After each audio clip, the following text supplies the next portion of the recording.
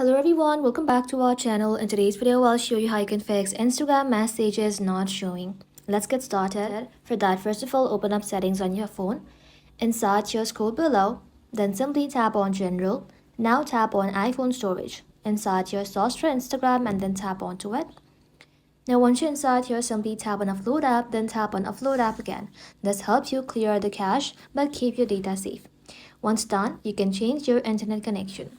You can switch to Wi-Fi if you're using mobile data and vice versa. After that, turn on airplane mode and then off.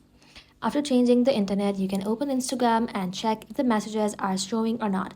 If the problem still is not fixed, the last solution you can try is long press on Instagram, tap on remove app, tap on delete app and then tap on delete again.